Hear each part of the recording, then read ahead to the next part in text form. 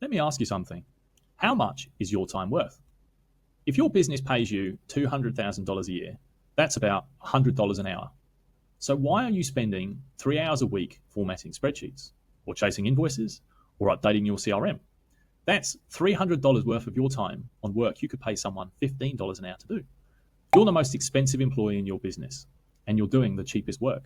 Your team keeps growing, your revenue keeps climbing, but your calendar, it's fuller than ever. And that's not scale, that's survival. Today, I'm going to show you how to audit your time, find the tasks that you should never be doing, and find out exactly who to hire next. Here's what happens in most businesses.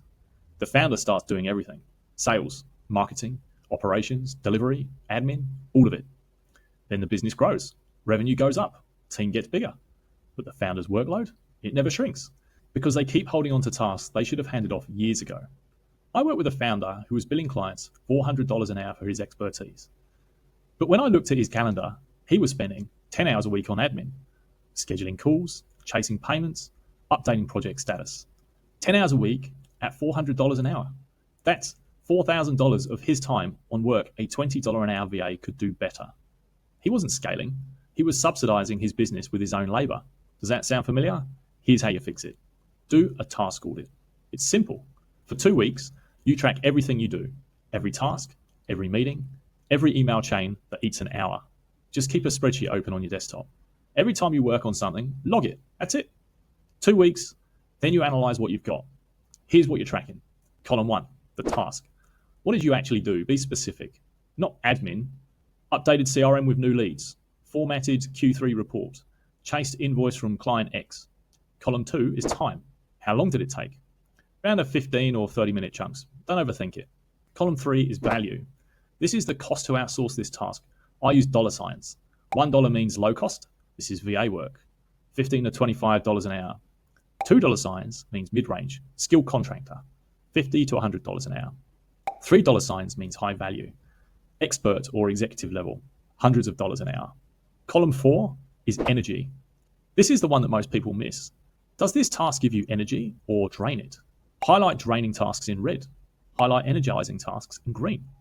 This matters more than you think. Now here's where things get interesting. Calculate your effective hourly rate. Take your annual income from your business, what you actually pay yourself. Divide it by 2,000.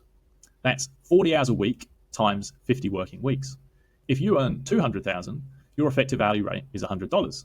If you earn 500,000, it's $250. Whatever your number is, that's the benchmark. Now, look at your task audit. Every task marked with $1 sign, that's work below your pay grade. You're doing $15 an hour work at $100 an hour cost. Every hour you spend on low value admin is an hour you're not spending on sales strategy or client delivery, the stuff that actually grows your business. But here's the insight that most people missed. It's not just about cost, it's about energy. Look at the tasks highlighted in red, the ones that drain you. Even if they're high value tasks with $3 symbols, they might be worth handing off because somewhere out there is a person who loves doing that work and they'll do it better than you.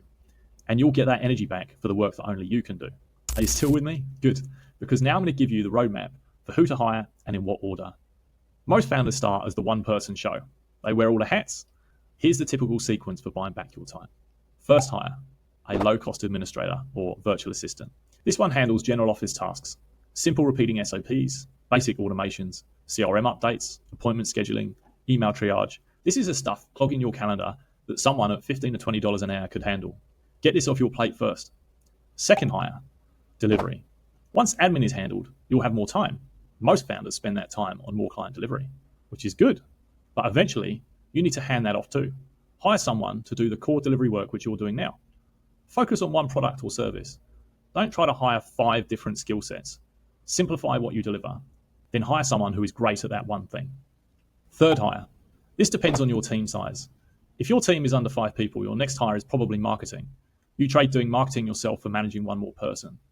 But that leverage is worth it. If your team is over 5 people, your next hire is probably an operator, a general manager, a director of operations, someone who basically sits between you and the team. And this frees you up massively. Suddenly you're not managing everyone. You're managing one person who manages everyone else.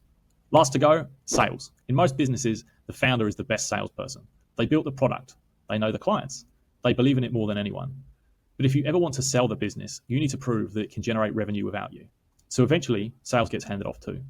Here are the mistakes I see most founders make with this. Mistake number 1, never doing the audit. You think you know where your time goes, but you don't. The audit always reveals surprises.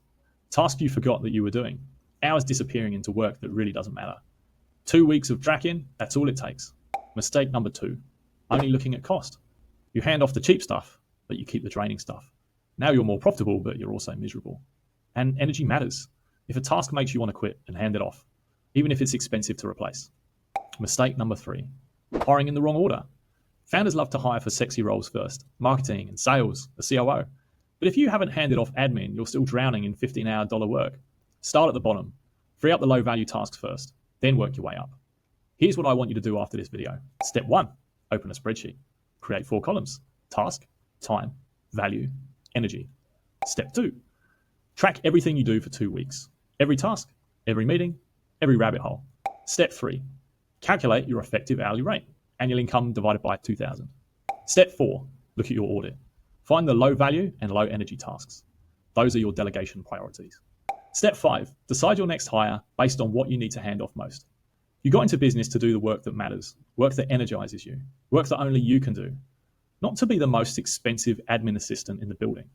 Stop doing $15 work at $100 cost. Get your time back. See you in the next one.